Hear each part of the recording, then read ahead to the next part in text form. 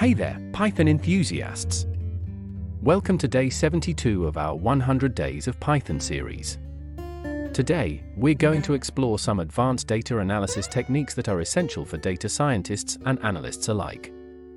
We'll cover time series forecasting, hypothesis testing, and A/B testing. So, let's dive right in. Let's start with ARIMA. ARIMA, which stands for Autoregressive Integrated Moving Average, is a widely used forecasting technique. Here's how you can implement it in Python. In this plot, you can see the historical data in blue and the forecasted values in red. ARIMA is great for data with trends, but it can be complex to configure. Another powerful tool is Facebook's Prophet, which is simpler to use and often yields great results with less tuning.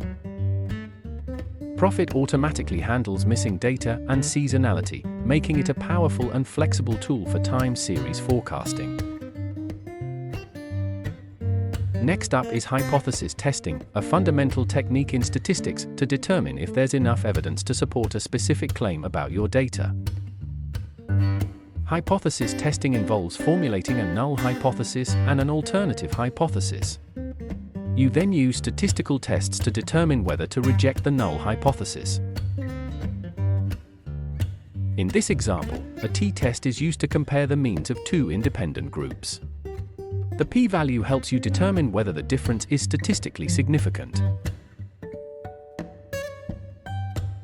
Lastly, let's talk about A/B testing, a practical application of hypothesis testing often used in marketing, product design, and website optimization. In an A/B test, you compare two versions of something to see which one performs better. For example, you might test two versions of a landing page to see which one generates more sign-ups. The Z-test in this example helps you determine whether the difference in conversion rates between version A and version B is statistically significant.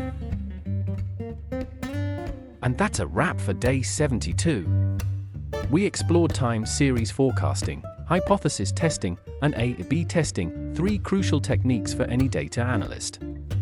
If you found this video helpful, make sure to give it a thumbs up, subscribe, and hit the notification bell so you don't miss the next video. See you tomorrow for day 73. Happy coding!